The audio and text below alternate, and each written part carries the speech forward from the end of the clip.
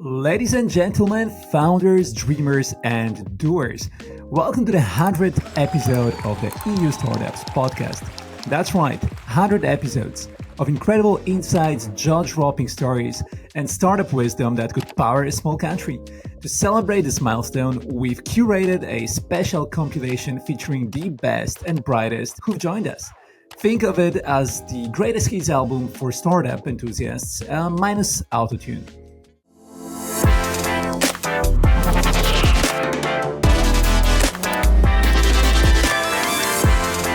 Welcome to the EU Startups podcast. Sit back and enjoy the show hosted by Marcin Lewandowski. You're a startup founder. Finding product market fit is probably your number one priority, but to land bigger customers, you also need security compliance. And obtaining your SOC 2 or ISO 27001 certification can open those big doors, but they take time and energy, pulling you away from building and shipping. That's where Vanta comes in. Vanta is the all-in-one compliance solution helping startups like yours get audit ready and build a strong security foundation quickly and painlessly. How? Vanta automates the manual security tasks that slow you down, helping you streamline your audit. And the platform connects you with trusted VCSOs to build your program, auditors to get you through audits quickly, and a marketplace for essentials like pen testing. So whether you're closing your first deal or gearing up for growth, Vanta makes compliance easy. Join over 8,000 companies, including many Y Combinator and Techstars startups, who trust Vanta. Simplify compliance and get $1,000 off at vanta.com/EU startups. That's VANTA.com/EU startups. First up, we have the unstoppable Jacqueline van den Ende, who is not just fighting climate change, but leading the charge like a true superhero. And she's giving us a masterclass on how to hire top talent. Spoiler, it's not about flashy resumes, it's about shared purpose and passion. Jacqueline, before we start, I wanted to clear one thing. When doing my research on you, I found a mini bio on IMDb saying that Jacqueline van den Ende is known for movies like Rough Mixer and Zuiker Trip. Are you secretly a movie star too? No, but I was a producer once upon a time. Yes, I have actually produced. Nice, so you did that. Yeah. So awesome. And a movie, yes. Okay. How was that experience? Tell me more about it. Well, I was working in a small cinema, a student-run cinema. Right. And all of the people that were working there were movie students. And they thought, well, Jackie knows what to do with Excel and she's pretty structured. Maybe she can be our producer. So this is how it happened. So I produced a series for them. Almost even considered quitting my studies to become a full-time producer, but then I didn't do that. And later I produced another movie. And I think they're still two of the most creative, wild, art directors that I know. And so that was my film stint of my life. Amazing. I love it. How did I miss that last time? So Jacqueline, starting carbon equity, because you already mentioned some things about carbon equity, is like, setting sail on a climate saving adventure. What you kind of said that it dropped from the sky, but what actually sparked that mission in you, and what truly encapsulates the spirit of your journey? Yeah, for me, it was a very distinct moment reading the book, The Sixth Extinction. Yeah. It talks about the 5 major extinctions in the history of the planet. And like one of the major extinctions, the most recent one was the extinction of the dinosaurs, and 95% plus of all species on Earth were wiped out. Mm-hmm. And in the book, she describes how in every major extinction event, it was caused by climate change. And that the speed of climate change and biodiversity loss at the moment is unprecedented. So compared to the 5 major extinction periods in the history of the planet that wiped out more than 95% of living species, the speed at which that same process is happening is unprecedented in the history of the planet. And it helped me realize that that is only going to end up one way. That is ultimately going to lead to human extinction, because humans cannot exist in isolation of their environment. We cannot exist in isolation of global biodiversity, because ultimately we're just one part. We're at the top of the food chain, but as the food chain collapses, human race will collapse. So it helped me realize that nothing else matters other than solving climate change. Spending my time any other way is a waste of time, because you can earn so much money in your life, but if you don't have a livable planet. I'm not claiming that human race will go extinct within the next 100 years, but as humans, we need to start thinking about a much bigger time scale. We need to be thinking about what is a 500-year plan? And within the next 100 years already, even if human race will not go extinct, conditions on life will change dramatically, and it will be much more difficult for billions of people, including ourselves, to have a comfortable life the way that we currently can enjoy, at least in parts of the world. So it helped me realize that this is sort of a meta problem that I want to spend the rest of my life working on. So how about we play a game that I'll tell you the quote and you'll tell me how you embrace it in your life or your business, and elaborate on the quote a bit for the audience. Oh, wow. These are my quotes. Yeah. Okay.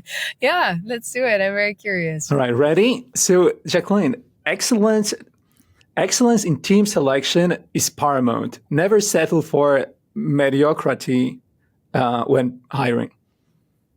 Definitely said that. Yeah, that could be tattooed on my face.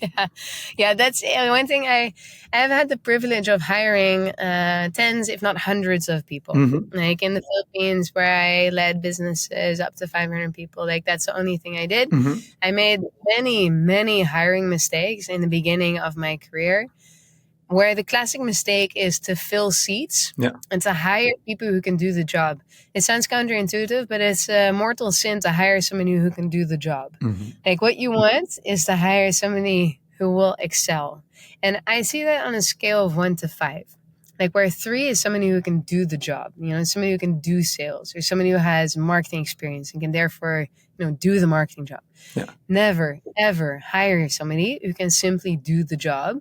What you want is somebody who really wows you and that can really excel. And that's somebody a 4 is somebody who's great, and a 5 is amazing. And I can tell you, the value of hiring is somebody who's a 4 or a 5 is going to always be 3x the value of somebody who's a 3. So you might as well pay double. If you need, pay double for that person who is a 4 or a 5, and you're still gonna ROI. So then, and secondly, what is very, very important to realize is that talent attracts talent. A lot of people want to work at Carbon Equity because they go through the people on LinkedIn who work at Carbon Equity and say, those people I want to work on. So you should be uncompromising. When people don't meet the bar, they should not be in your team, because it's going to lower the standard for your whole team, and talent will attract talent. A players attract A players. So it's the most important thing, or one of the most important things as a CEO that you really need to nail is attracting the right talent and being uncompromising in hiring the right people. Amazing. And speaking of the purpose, Vasco Pedro takes us into the future. Literally, he shares a vision of the future of communication. Super exciting. Check it out. So let's talk Project Halo. So Project Halo is a game changer, allowing communication without speaking or typing. How do you see it shaping the future of communication? Yeah, it started with this idea that in this trend of so we'll have human and AI, and how do you create the symbiosis, right? How do you create cognitive augmentation through AI so that humans can really leverage a lot of the capabilities that are being developed? I think at the core of this is this belief that we are seeing essentially what I call the uber cortex. And the way I see it, and I'm going to oversimplify this, right? But it's this idea that actually you have your limbic system and your neocortex, and they're both part of your brain, but they were actually created over millions of years of evolution. They're actually two different pieces of hardware, let's say. And for us, they're one thing, right? We just think of as ourselves, because the connection and integration between the two is extremely, robust. Yeah. I think what we're seeing is kind of the emergence of a third part of your brain that happens to, I think, is going to exist mostly outside of your brain, accessing computational power in other places and ability to do, to access capabilities that your biological brain won't be able to do, for you. And so we're very, very early in this. Part of the reason is we're already interacting with AI, but our interaction with AI is limited in terms of bandwidth. We're interacting through our phones. It's, we speak at 120 words per minute max, but our brains are processing the equivalent of 4K movies every second, right, of information. So massive difference in bandwidth. And so in this pathway, we said, okay, how do we actually, you have projects like Neuralink, which are doing amazing things, but it's invasive. And we were thinking we wanted to create an interface that wasn't invasive.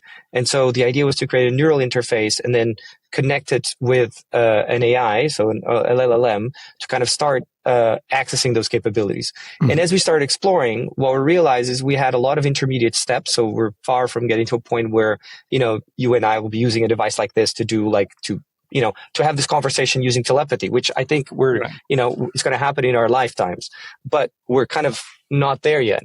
And mm-hmm. so what we realized is the stage where we were was already particularly useful for people that were experiencing a lot of pain in an immediate situation. If you think about patients of ALS, Stephen Hawkins would speak at about 2 words per minute, right? And it's extremely painful. My co-founder's mother, unfortunately, died of ALS, and he can describe how in the last stages it was almost impossible to communicate. It was extremely frustrating. And so what we said is, look, this device, so Halo, where you have this, right now it's an EMG interface that you couple with an LLM that has been trained a lot of information for the user. And so the combination of this means that the patient can actually greatly increase their ability to communicate using a nonverbal mode. So, for example, if you look at a tool for ALS right now, you have eye tracking stuff where you have look at different letters to compose words. And that's very slow. And sometimes, if you blink, you lose track of place, and you have to be focusing on the letter. You can be looking at the person you're talking to. There's a lot of issues that make it in practice really hard to use. Halo at this point enables those patients to speak at about 15 words per minute. Like the eye tracking stuff gets you to about 8 words per minute. So we're already doubling that capacity. And then we said, look, this could have a massive impact right away. And we decided to try it with patients. And the response has been overwhelmingly incredible. Because you're right, like when you couple that, so what Halo does is it uses an EMG interface and an LLM, and you can navigate and interact with the LLM with the EMG interface. And with that, you can then express what you want to say in a fully completed sentence. And in many cases, because we have voice samples of the person before they lost their ability to speak, we can actually train a synthesis that sounds like them, right? So they're actually speaking in a voice that's very similar to them, to their families. And I think and it's interesting. It's two different types of product where, you have really consumer product potential. And I think the way consumers interact with products is that kind of delight. But in this case, it's life-changing for a lot of these people. So it's like you can see this pain, and people being able to regain their communication when they're completely locked in is, it's emotionally very intense, but in a very fulfilling way. And then there's Dionna Dorsey. This powerhouse shares, what it's like to leap into entrepreneurship and co-fund Creative Ladder alongside, wait for it, Ryan Reynolds. Yeah, turns out the secret ingredient isn't Deadpool, it's greed. So, from a coloring book to entrepreneurial ventures, did you ever think your childhood hobby would lead to a career where you're not just coloring inside the lines, but actually creating the lines themselves? And any chance, we'll see a limited edition Creative Ladder coloring book with integrated designs and career advice hidden in the pages? I need to write that down. That's actually a wonderful idea. I can tell you, I never imagined that I would be co-founding and running a nonprofit. I have always known I would be an entrepreneur. Some of my earliest memories of playing as a child were of me owning shops, or me like having a business, or me telling other people what to do in like a shop sense. Like whether I was selling fruit from my little kitchen. I had like a little kitchenette, or if I was selling baked goods from my easy bake oven. I think at one point when I was maybe 11 or 12, I was the owner of this mall called Garfinkel's. And, I think I always knew that I would be an entrepreneur. I didn't know how. And at that age, you don't necessarily know what that means, but I never imagined working in what I knew to be an office as a young girl. Right. Launching the creative ladder alongside Ryan Reynolds and David Griner sounds like a hell of a venture. Like, can you take us behind the scenes and, share what sparked the idea? Yeah, absolutely. If you could journey back to 2020, the summer of 2020, was the toughest year that I think any adult humans can remember in recent history, honestly. And David was at the time working at Adweek. Ryan was the keynote speaker for Adweek's Brand Week. Like everything else that year, especially that summer, it went virtual, from in-person to virtual. And part of the conversation, David was interviewing Ryan, and part of the conversation was around Ryan's group effort initiative, organization GEI, and how he was working to build equity and representation in Hollywood through that. And the question was, is this something that we could continue through advertising and marketing? And they continued pinging each other after the conversation. I was not there, so I'm just sort of recounting what I've been told. They were pinging each other. And the idea sort of came together for Creative Ladder, and they reached out that fall to invite me to be a third co-founder and to be the CEO. And to think that was over 4 years ago now, or nearly 4 years ago. It's like I said, I never could have imagined that I'd be co-founding a nonprofit, or that we would have the ability to make such deep impact that we've had over the last year and a half. Feeling unstoppable yet? Good, because Guy Kawasaki shows us how to build remarkable products, the kind that people don't just love, they can't live without them. As a chief evangelist of both Apple and Canva, you've been a key player in promoting innovative products. So what actually makes a product truly remarkable? And, how do you go about evangelizing it? Oh, if I could answer that on a podcast, I would charge you a lot to have me on your podcast. I think I'll give you some methods that will at least increase the probability. And I learned this. I have a podcast called Remarkable People, and I've interviewed people like the chief of staff of Jeff Bezos. I interviewed Steve Wozniak, also some behavioral economists.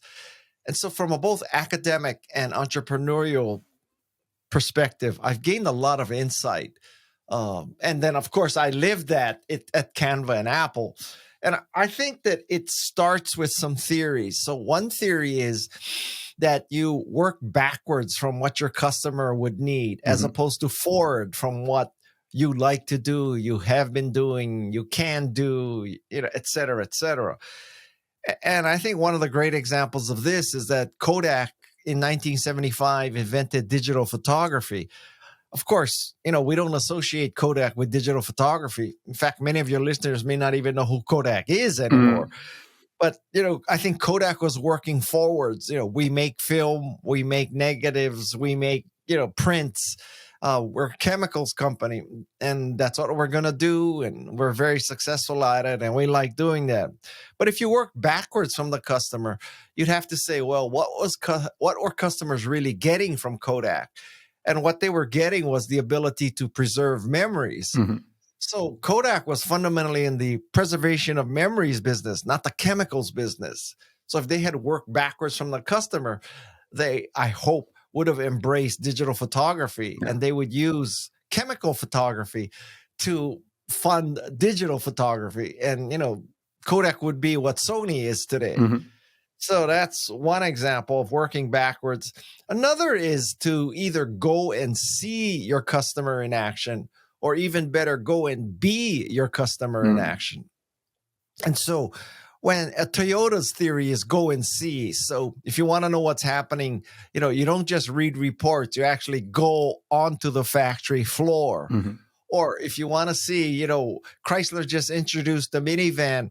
Why is it doing so well? So you don't just read reports, you actually go and see people with two babies, two baby carts, two baby seats, two baby bags. What are they doing? You see it. But then I think even better than that is you go and be. So you actually go and buy a minivan. And if you're dreaming big, Carmen, Alfonso, Rico has you covered with a fundraising masterclass that's as practical as it is empowering. She makes raising millions sound almost fun. I think it's now time for the Cocoa Startup School. Love it. So Cocoa Startup School is a new concept that I just came up with for the needs of this interview. So what I'm going to do is I'm going to ask you a few questions on fundraising, and you'll share some practical, actionable insights with founders, if that sounds good. Super. Awesome. So when thinking about the funding round, what frameworks or mental models can founders use to navigate the process successfully and make strategic decisions that align with their long-term vision? Very good question also, because it becomes a lot of, there's so many drivers that actually are kind of interrelated, and there's the rational and the emotional part, because at the end, choosing an investor is also a very emotional decision. So I came up with this kind of framework, which is not rocket science, but it hopefully simplifies a lot, which I call the round equation. And the round equation is as simple as this. On one side of the equation, you've got what you get from the fundraising, which is money plus value add. And the value add is comprised of lots of things, depending also on what you're optimizing for. But it comprises everything from like the network of the VC when it comes to hiring, the network of the VC when it comes to customers, the actual brand of the VC for attracting capital in the next round, the personal fit. This is absolutely key. So all that kind of value that you get from a VC, money plus value add, needs to exceed what you pay. And what is it that you're paying for that money and value add that you're getting? The most quantifiable way to look at it is dilution. So the percentage of the company, of your company, that you're giving away, one. You're also, and not to be forgotten, giving away economic and political rights. Ideally, and thankfully in this market, they're pretty standard. So but still, you're giving away economic and political rights. And you're adding complexity. And so many times, I'll give an example. Many times founders should I have 3 large investors? I'm like, there's no yes or no answer to this. There is the following, is 3 large investors add complexity. So the money plus value add that you get needs to make up for that increased complexity. So it's an opportunity cost analysis, and those are the factors. Speaking of millions, let's talk to Renaud Visage, who built Eventbrite from scratch. He gets real about the ups, downs, and OMG, did that really just happen? Moments of creating a global platform. So Renaud, how are you today? I'm very good, thank you. Yeah. I'm good as well. Looking back at your time as the co-founder and CTO of Eventbrite, what were the most memorable milestones in scaling the platform? And can you share a particularly, challenging moment that stands out? How did you navigate through it? So we've had many challenging moments, as you can imagine, 100%. over the 17 years we've been in existence. We launched the company in the US, actually, in San Francisco in 2006. Maybe our first big bump in the road was the financial crisis of 2008, 2009. Mm-hmm. We were supposed to raise our A round at the beginning of 2008.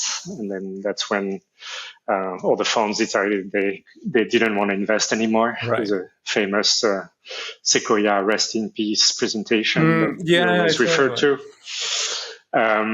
So we talked to a lot of venture investors at the time, more than 100. They all turned us down. So we had to find friends and family who could put $1 million in the company to help us survive. And we did well during that financial crisis, actually, because the business kept on growing. A lot of people were laid off, so they had more time to go to events, go to networking events in particular. Yeah. So business-wise, we were doing very well. And we survived by just having the right friends who helped us bootstrap the company for one more year. And in the end, ended up raising from Sequoia, which is ironic, I guess, at the end of 2009. We almost died during that period, though. So it made us realize how important managing your cash is for growing startups. There's some very happy moments also. We had our first major event, I would say, was a concert in Central Park for the Robin Hood Foundation with Black Eyed Peas as the headliner. That was in 2010. We had to make a lot of changes with 50,000 people in an outdoor venue. We had all the systems to get people in. And then the event got canceled because of thunderstorms. Had to be postponed by a week when people were lining up. So it was a pretty stressful moment, I would say, for the entire company, because our reputation, and the beginning of our reputation at least, was being formed by all these people attending this massive concert. But very glad that the technology worked and allowed us to power such a large event. That was not necessarily what we had in mind when we launched the business. Exciting growth opportunities for us after that. And then maybe the IPO. I mean, I know it's a cliche, but being there on the New York Stock Exchange with your company on a giant banner and on Wall Street when you come in, it's like, we've accomplished something at least. And then we rang the bell, and that day was awesome. Great bonding moment for everyone, and a lot of memories at the same time of what it took to get there. So definitely an exciting time for the business. And then the next day we went back to work to keep building the company. So there's COVID after that, but that was a separate event that definitely impacted us a lot on the event side. We lost most of our revenue in 1 month and had to rebuild everything. It's crazy. That's pretty much after that. What a story! What a story is this, Renaud? So it's never a long, smooth journey in startup land. It's always ups and downs, like kind of roller coaster. 100%. Exactly. I love it. But building isn't just about tech; it's about impact. Helene Huby delivers a blueprint for creating a sustainable business that makes a real difference. It's like an MBA, but with a conscience. You mentioned a bit about this already, that you want to build a business that is also, that's bringing positive social change. So I wanted to talk about the fact that you're deeply involved in the social impact at Yunus Social Business.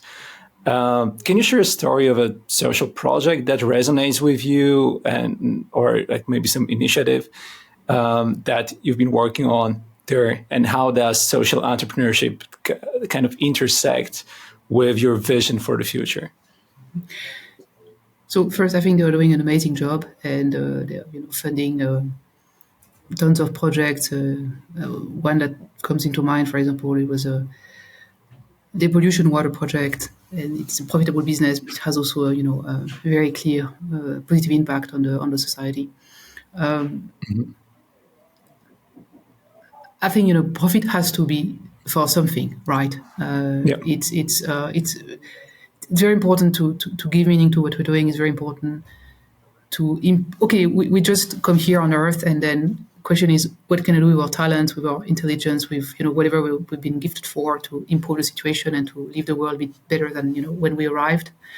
And we can do that through, and we do that through our work, basically, and also through the love we bring to others. They are like material stuff, which is output of the work, and non-material stuff, which is the love we give to others, that we are given to us, like the beauty we create. So artists, they will not give to the world material stuff, but they give beauty. So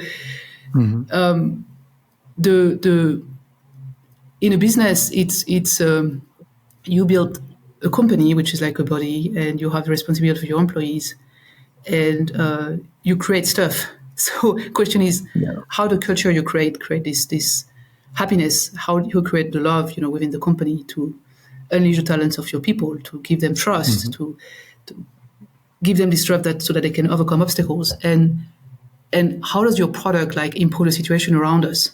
What's the positive impact that you create through your company, through your product, or through your services?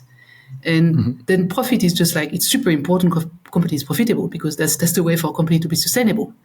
Yeah. But then profit for me needs to be reinvested as much as possible. I mean, of course, a part of that needs to go back to shareholder who took the risk to fund the company with you, or who invested in the company. That's absolutely fine. The majority of the profit for me shall be reinvested in the company so that we can make even better product, better services, and then again improve the world. And this philosophy of the why we built a company, and the profit as the enabler of sustainability for good. There is this philosophy inside, the social business defined by Yunus. Okay, he's a bit more extreme than I am, because he says, okay, nothing shall come back to shareholders. I mean, I'm a bit caricaturing his position. But the foundation, I very much believe in that the company itself is a beautiful and perfect tool to change the world around us. And if we look around, I mean, in the past, let's say 100 years, 50 years, the entrepreneurs have dramatically changed the world we live in. And they change it sometimes for the better and sometimes for the worse. But they've dramatically changed the world we live in. Of course, no journey is complete without role models. Enter Janneke Niessen, who talks about the life-changing power of entrepreneurial role models. And trust me, her stories will have you shouting, if they can do it, so can I. Let's talk about Inspiring 50. So Inspiring 50 is making waves in increasing the diversity in tech. How is it reshaping the narrative for women in the tech industry? And what inspired you to co-initiate such a powerful movement? Yeah, for me, I'm a strong believer in the power of role models. So if you see other people doing things, then you're more likely to believe that you can do it as well. And we noticed in Europe, we were, and this is 10, 15 years ago, we were mainly, in the media, we were mainly looking at male role models from the US. And then if there were any female role models, it were only also women from the US. So we were like, we should make the women in Europe more visible and basically give them a stage. So that's why we did that. And a side effect that we didn't anticipate upfront, but it also gave more confidence to the women that were selected. They felt like, hey, I can now say I'm doing great, and they felt more comfortable to be on stage and to speak up in the media. So yeah, that was an extra effect of that. Awesome. And so the New Girl Code and Project Prep are kind of a part of this initiative, right? Yeah. So there are these books that you published that aim to inspire young girls, like kind of a literary mentor guiding them towards tech. So Janneke, picture this. It's bedtime and you're narrating project prep to a group of eager kids. What's the most captivating part of the story that keeps them wide-eyed, open, and dreaming of tech adventures? And what message from the book resonates with you the most? Well, I think the most powerful from the book is that it's a role model they can relate to. And that's also the reason that I wanted to create it, because what for me is a role model, for young girls, it's just an old person. So I wanted to create a role model they could relate to. And that's what engages them. And that's also the feedback we got through email. So, and that's the fun thing about doing these kind of things. You get fan mail. Which is pretty awesome. But so I think that's the most important thing. And the key message from the book is you can do anything. And what we see in tech very often, that girls feel like, oh, it's not for me, I can't do it. But they can. There's no reason they can't. And tech has a bad image often, specifically towards younger girls. And that's what we really wanted to change with that. So amazing. I love it. Like, especially having a young daughter, 3-year-old daughter. I can wait to read it to her and actually also like kind of empower her through that. Now let's take a detour, literally, with Andreas Loy from Connex, who dreams of designing the ultimate eco-friendly vehicle. I'm not saying Elon Musk should take notes, but, well, Elon Musk should take notes. And I love the analogy to fire. It's so simple, man. Like, you just can, warm up people's lives with fire or just burn cities. Sustainability, clearly is at the heart of your vision. But I'm actually curious, if you could design your dream eco-friendly vehicle, what features would it have? And bonus points for any wild futuristic ideas that you have. It's like it would be teleportation. Perfect. Right. So it would be just me just coming energetically. I mean, now we have that energetic kind of, we have that conversation which is technology enabled, but what about me just being next to you as a human being, right? Descending, like instead of jumping on the online recording studio, you would just teleport and like we would just sit together. That would be perfect. Yeah, I mean, this is you said wild and futuristic. yeah, that's amazing. I love it. And also, probably this was an airplane. This was a rocket some years ago as well. So yeah, true. And teleportation, man, you don't leave like it's gonna be super sustainable. You don't leave any carbon footprint. Perfect. Let's work on this one. I love it. Yes, perfect. You tell me when you're ready. You call me. I'm there. Literally. And if you ever need a little nudge, just listen to Steve Chen, co-founder of YouTube, sharing the most memorable moments of building the platform that changed the world. One hint from my side, it's as heartwarming as it is hilarious. What is the most fun or memorable part of building YouTube for you?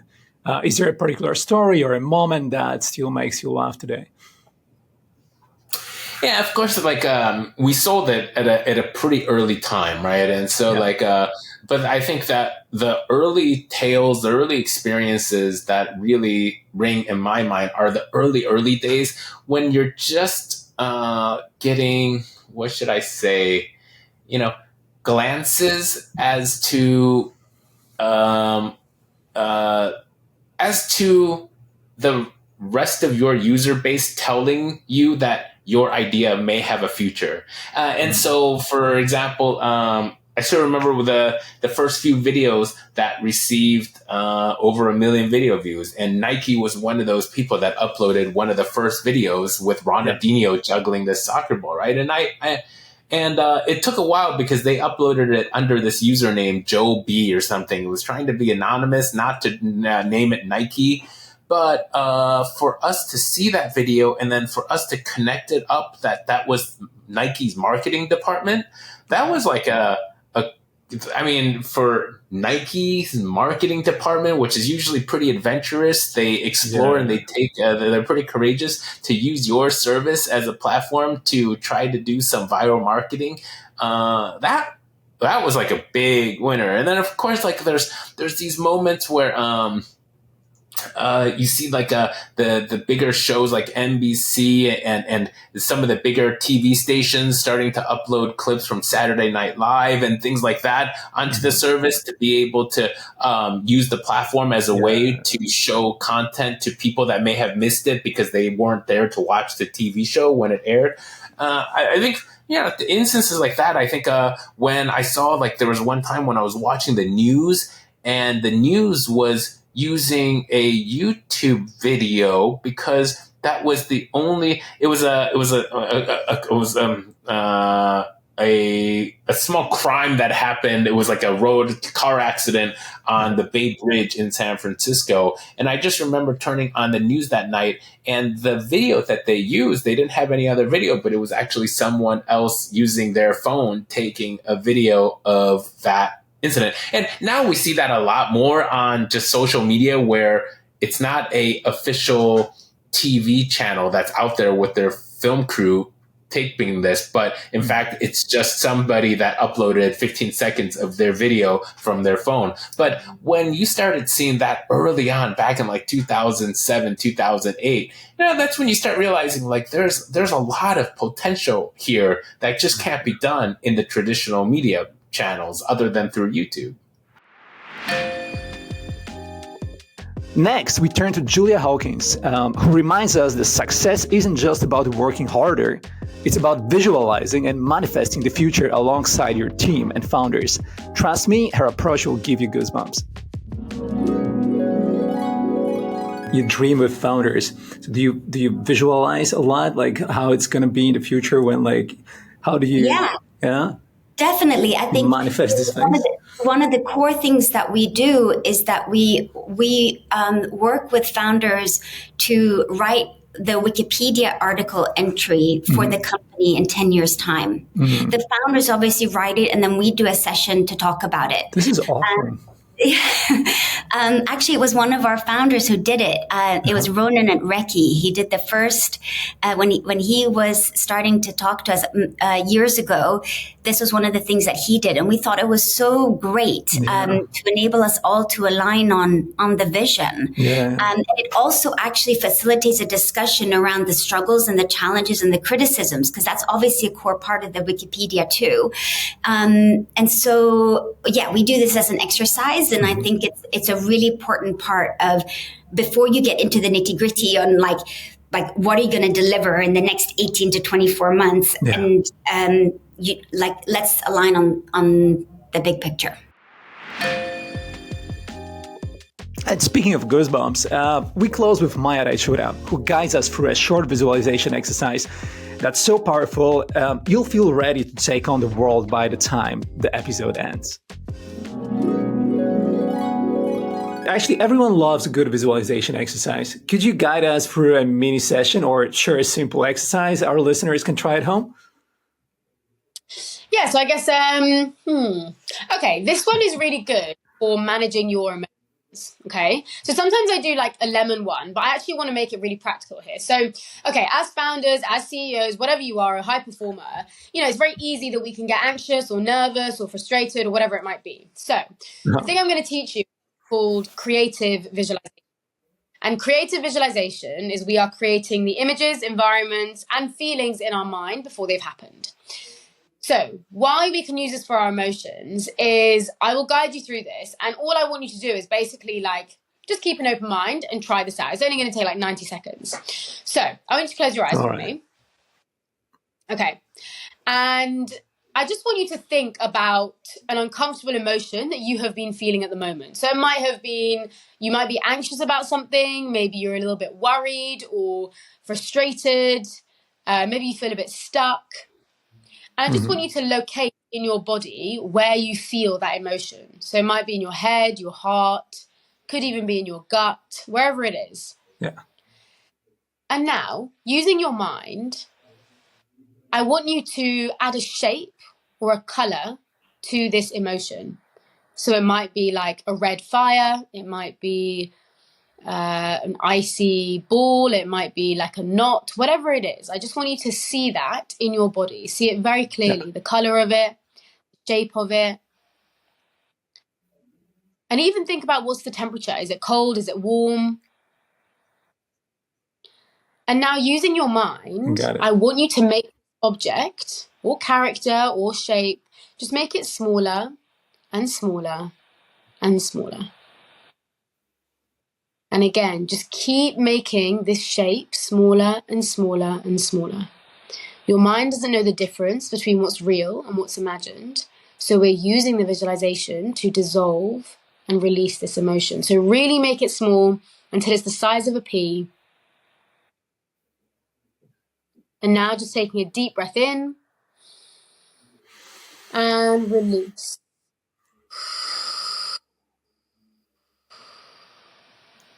And gently open the eyes. Awesome, Maya. Feels good.